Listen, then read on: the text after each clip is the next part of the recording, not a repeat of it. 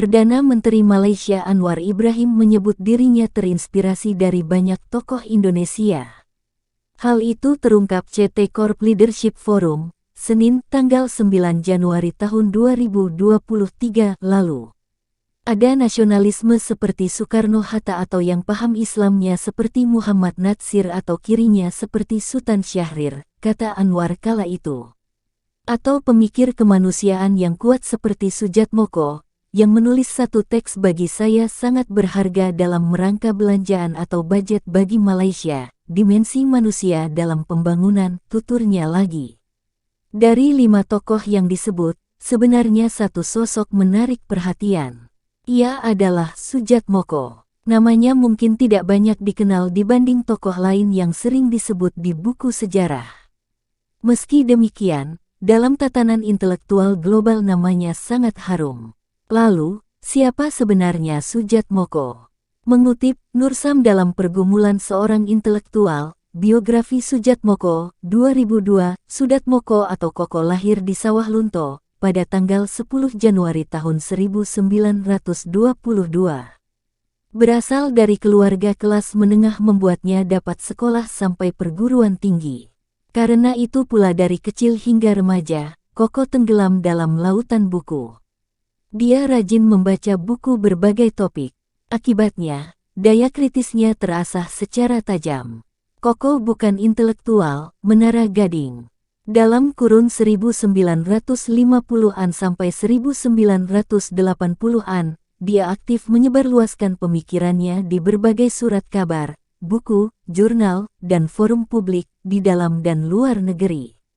Biasanya topik yang dibicarakannya tak jauh dari pembangunan dan kemanusiaan, yang di dalamnya membahas pula ekonomi, sains, agama, sejarah, teknologi, dan sebagainya.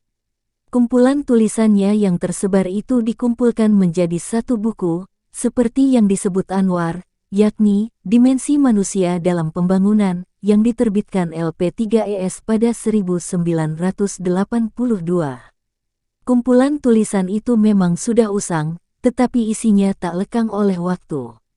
Secara garis besar tulisan Koko muncul dari sikap rezim yang selalu mengagung-agungkan pertumbuhan fisik dan ekonomi tapi abai pada masyarakat.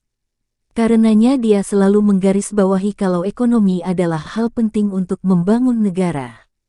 Namun kebudayaan dan karakteristik sosial masyarakat adalah pondasinya.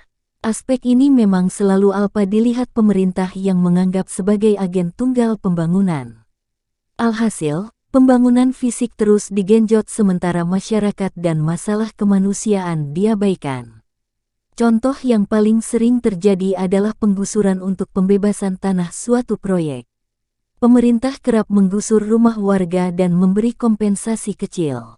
Padahal, jika mengacu pada pendapat Sujatmoko, permasalahannya tidak selesai dengan memberi kompensasi saja. Singkatnya, Sujatmoko memandang pembangunan tidak terbatas pada kebijakan ekonomi, tetapi kemanusiaan. Pembangunan harus dilihat sebagai sarana pembebasan manusia. Pembangunan membebaskan orang miskin dan lemah secara sosial dari struktur sosial yang usang dan menindas, dan ini adalah proses yang tidak hanya memerlukan pendekatan ekonomi tetapi perhatian pada pertumbuhan pribadi, kata Sujatmoko, dikutip Irwan Abdullah dalam Tantangan Pembangunan Ekonomi dan Transformasi Sosial 2002. Seluruh tulisan Sujatmoko tidak hanya sesuai dengan kondisi Indonesia, tetapi juga seluruh negara berkembang, termasuk negara-negara Asia Tenggara. Karenanya, dia dikenal sebagai pemikir penting di era modern yang mewakili pandangan negara Asia Tenggara. Jadi, tak heran kalau Anwar Ibrahim menjadikan pemikirannya sebagai inspirasi menyusun anggaran negara yang tidak hanya menekankan pembangunan ekonomi, tetapi juga melihat manusia sebagai unsur penting.